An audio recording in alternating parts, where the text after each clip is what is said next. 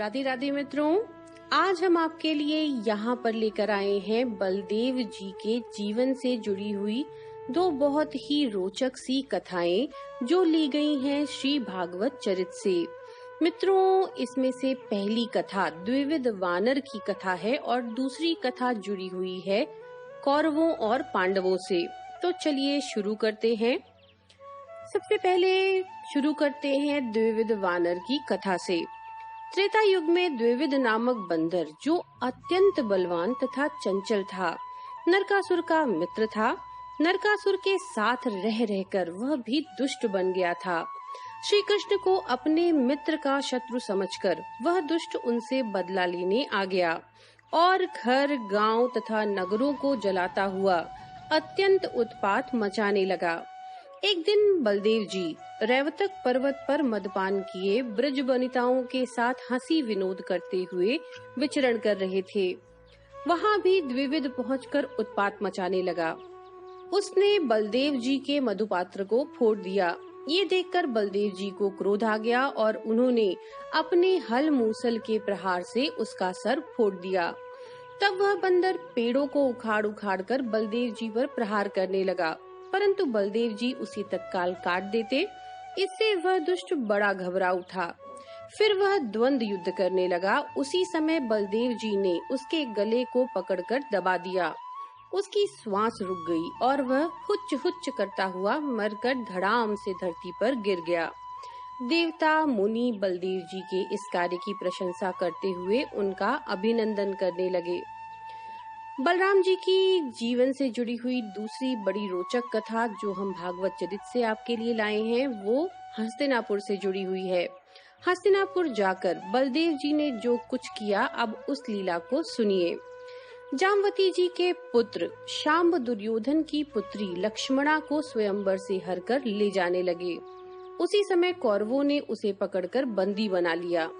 इस समाचार को सुनकर यादव लोग बड़े क्रुद्ध हुए और बलदेव जी दोनों पक्षों में बीच बचाव करने के लिए हस्तिनापुर जा पहुँचे। परंतु उनके संदेश को सुनकर कौरव बड़े क्रुद्ध हुए। बलदेव जी कहने लगे, सब लोग मेरी बात सुने, मैं यहाँ शांति कराने के लिए आया हूँ। महाराज उग्रसेन ने मुझे भेजा है। उनकी आज्ञा है तुम लोग शांब को छोड़ दो। हम सभी की इच्छा है कि कौरव और यादव सभी आपस में मिलकर रहें। अतः इसे अपनी भूल समझकर क्षमा मांग लो। इससे सब बिगड़ी बात भी बन जावेगी। वर वधु को तुरंत द्वारका भेज दो, अन्यथा व्यर्थ में बात बढ़ेगी, लड़ाई होगी। इतना सुनना ही था कि कौरव क्रोध में भरकर कहने लगे, ये नीच यादव अब राजा बनकर हमें ही आज्ञा देने लगे। ये अधम तथा कायर अब तक तो इधर उधर मारे मारे फिरते रहे, परंतु नाम मात्र के बनावटी राजा बन गए हैं। हमने ही इन्हें अपने साथ बैठा कर खिला पिला कर इनकी इतनी प्रतिष्ठा बढ़ाई और अब हमें ही आज्ञा देते हुए इन्हें लज्जा भी नहीं आती। मुनियों ने ठीक ही कहा है, सर्प को दूध पिलाने से विष बढ़ता है। इस प्रकार कटु वचन कहते हुए कौरव अपने नगर में चले गए। अब क्रोध में भरकर बलदेव जी ने अपना हल मूसल उठाया और भूमि में हल के फाल की नोक को धंसाकर हस्तिनापुर को ही उखाड़कर फेंक देना चाहा। हल की फाल के खींचते ही सारा नगर नदी की नाव के भांत डगमगा उठा। सब लोग डर से कांप उठे। अब कौरवों का अपनी कुलीनता, धन तथा परिवार की विशालता का सब अभिमान चूर हो गया। वे एकदम शांत हो गए। वे सब उसी समय वधु सहित शांब को बलदेव जी के पास लेकर के आ गए। कौरव हाथ जोड़कर कहने लगे, हे प्रभु, आप अनादि अनंत और संसार को धारण करने वाले शेषनाग जी हैं। आपकी महिमा को तो केवल मुनिजन तथा ज्ञानी ही जानते हैं। हम सब तो अत्यंत अभिमानी जीव हैं। हे अखिलपति, अब आप हमारी भूल चूक को क्षमा करके हमें अभय दान दें। वधु सहित ये शांब खड़े हैं, आप प्रसन्न होकर इन्हें शुभाशीष दें।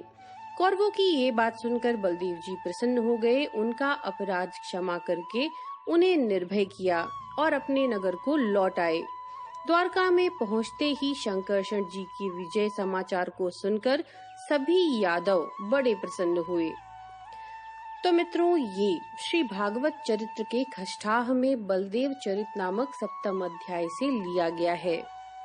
हम आशा करते हैं ये कथा आपके लिए रुचिकर होगी। नमो नारायण।